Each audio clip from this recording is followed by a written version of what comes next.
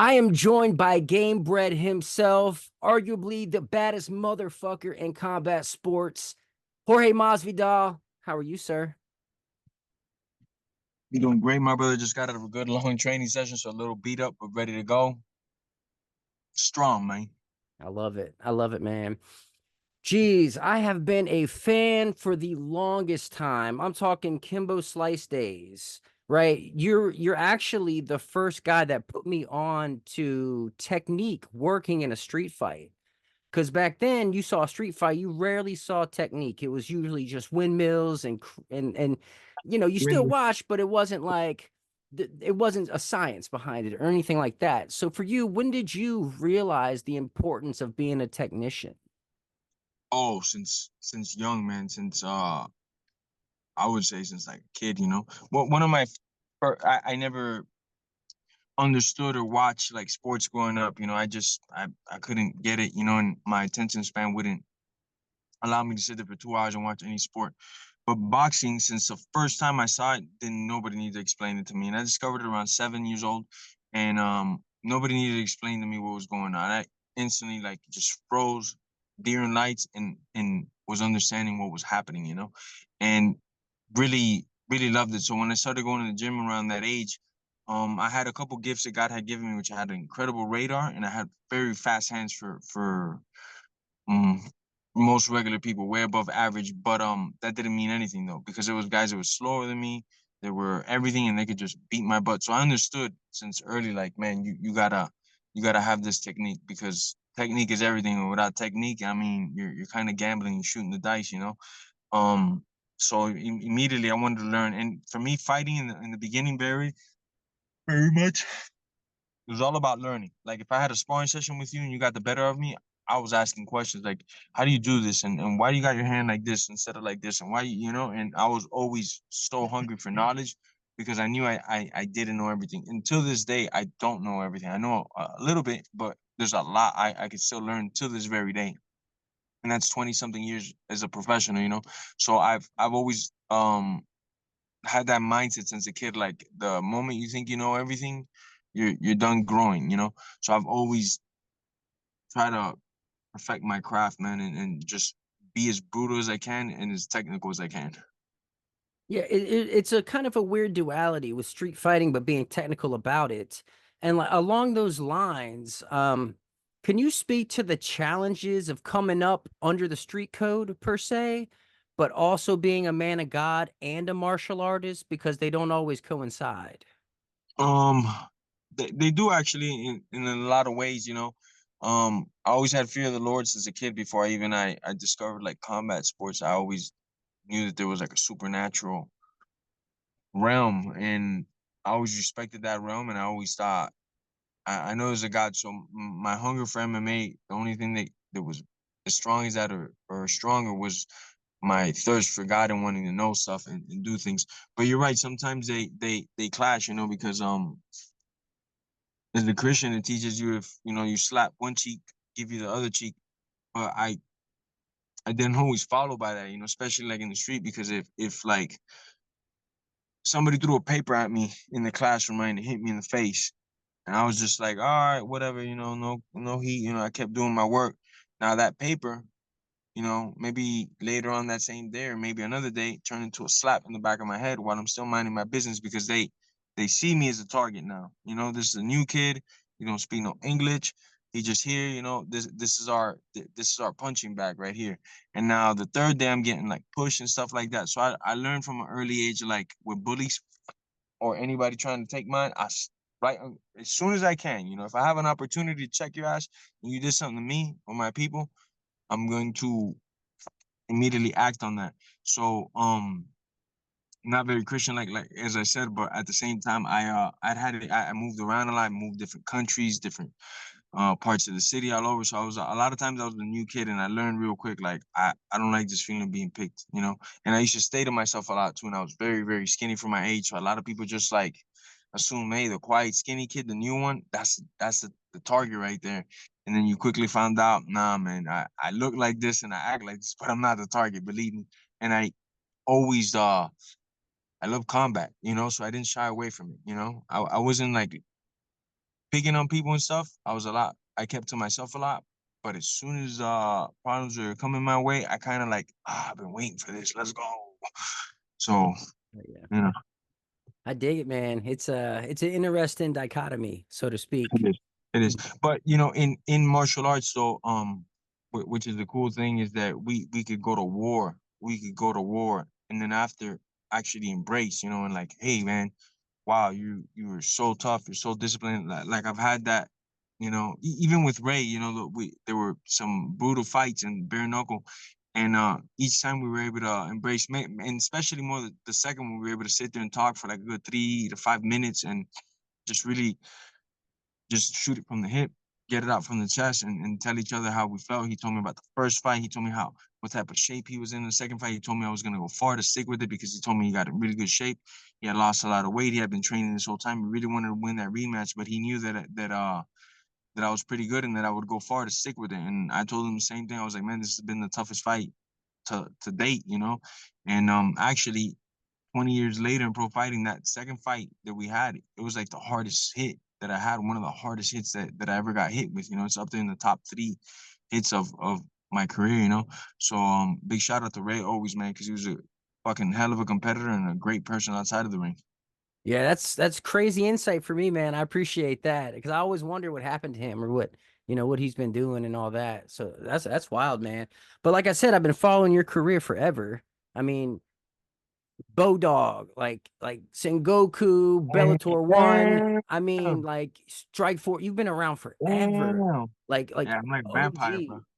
And like honestly, I think you might be the most robbed fighter in combat sports history. Like Yeah. being a fan, it's been so tough, like sitting through all these split decision losses that went the other way, probably should have went your way. And like to this day, the judging is still in shambles. So like for you who's been on the wrong end of so many decisions, like how do we fix the judging in combat sports? Um, Getting these judges out. For a long time it was these like boxing guys doing MMA, and it was like the weirdest shit ever. They had no idea what was going on. You know, and slowly but surely, more fighters getting into it, fighters retiring and coming into the sport. This is like the greatest thing that could happen for us because these guys are gonna climb. These guys are gonna set the standards. Not that everybody that competes is gonna be a great referee or a great official, but it's gonna raise the standard. And for people that don't compete, they're gonna be like, what's making them so great? What knowledge do they have that I need to acquire to become a better official? And I think that's gonna set the tone. And accountability. There's no, I hate it in boxing. There's no accountability whatsoever. We see travesty and craziness in boxing. It'll be two judges have it one way completely, and then the judge that has it completely the other way. Like, come on, there should be investigations into these people.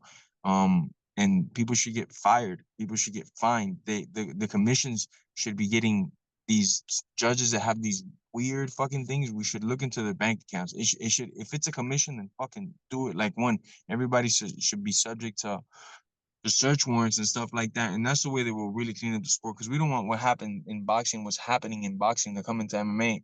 And unfortunately, the boxing commission governs over MMA. So I really feel that, it's not that all of boxing is corrupt or a good amount of it is very corrupt. I just feel that, we need to get the right people in there and there needs to be a lot of accountability, man. Lots of accountability because to destroy somebody's career, I've seen so many decisions that I'm like, there's just no way that wow, this is the craziest shit ever. Yeah, So I feel that accountability would go a long way. yeah, it's people's livelihood that they're messing with out there for whatever Legacy. reason, whether it's personal or financial or whatever the judging, not paying attention. I don't know, but it's something Bias, needs to change, right? biasness. I definitely do think the judging system needs to change. I've been advocating that for a while. I'm not exactly sure what it should need to change to, but there needs to be a mutation of it already, and definitely more accountability for the guys judging. Well, oddly enough, you're heading into a boxing match now. Your rematch with Nate Diaz. The first fight, you completely dominated him. Fight got stopped after the third round. Why was there no rematch for that? There like no immediate rematch. Oh well, no immediate rematch because Nate is, a fucking brain dead idiot. We could have done it at some point in the UFC, but he's just not. I mean, I'm seeing it firsthand because in boxing, you got to work a lot closer with your counterpart and stuff. He's just a nightmare to deal with. I never want to work with this guy again in my life. But immediately after I fight Nate, I get offered 2 title fights. You think I'm gonna go fight this fucking guy again, or go fight for 2 title fights, which is what I set out to do when I joined my career. Then after that, I went and fought the number 1 contender. Then after that, I went and fought the number 3 or 4 contender. So, and by then Nate was already gone out of the UFC. So the could it have took place? Yeah, maybe, after my title fights, but I never cared to give him the rematch over a title fight. I always wanted to give him his rematch so I could knock him dead, but it wasn't gonna come over a title shot. Like, why would I pass up a title shot? Sure. Now, you guys you're boxing 10 rounds. Was there ever any talk of using 4-ounce gloves at all instead of traditional boxing gloves? No, the boxing commission would never allow that because we weigh a certain amount of weight, so they wouldn't allow that. Oh man, that'd have been cool, Yeah. right? That'd been cool as hell, but nah, they wouldn't allow that. We'd have to leave the country. Well, so you have Game Bread Promotions and you're working with Famio. Um, so like how is a boxing purse compared to the UFC? Like, is It, it drastically different? it just depends, brother. It depends dramatically where you're at in the card because a lot of these boxer guys they don't even make $1,000. They'll get like $600. Some guys on higher ranking up, they'll get 10, 20,000, $30,000. Some guys will fight for world titles and get $100,000. So it just depends. Now, where we do see a drastic, drastic difference in numbers once we get to the upper echelon, where thanks to Muhammad Ali and the Muhammad Ali Act, um, what gets divided between the two main events and the accountability that falls on the promoter and stuff because both parties get to see all the tickets that got sold, everything. And not that it's perfect and people can't still steal money, but there's a lot more leniency towards the fighters getting bigger paychecks and generating bigger paychecks. For example, they'll split like of the purse bid, they'll split, depending on the A and the B side, 30% each, so 60% will go to the fighters and then promoters and leagues and all that afterwards. So there's a lot of money that the fighters could take and they get a percentage of the gate, which we don't in the UFC. They get a much higher percentage of the pay-per-views. Their guarantees are a little bit bigger, but that's when you get to that level, right? You're fighting for like a world title and you have a name and the other person you're fighting also has somewhat of a name. So it's not like you're a boxer and you just get all these millions of dollars. So there would be the biggest difference, like opposed to like a main event fight in the UFC where it was, one champion defending his belt. He's not gonna get ticket sales, he's not gonna get merchandise really, so there is it's a lot of differences there. Yeah. So you're still under contract with the UFC, right? But I Right. believe you said you get 3 fights outside of that, and one being Nate and one not being Jake Paul. Who are the other two? I heard Chael Sonnen was talking about a boxing match with you. Is that gonna happen or I just fucking do it to tease him because he talks so much shit. But that guy sucks, bro. He's not gonna fight me, bro. I mean, he just looked like utter shit this last time. you saw him box Anderson Silva? Yeah, I saw highlights of it. I didn't see the whole fight. I was like, man, this guy's just trash at boxing. You know what I'm saying? I know they weren't trying to kill each other or nothing, but I just think he's horrendous at boxing.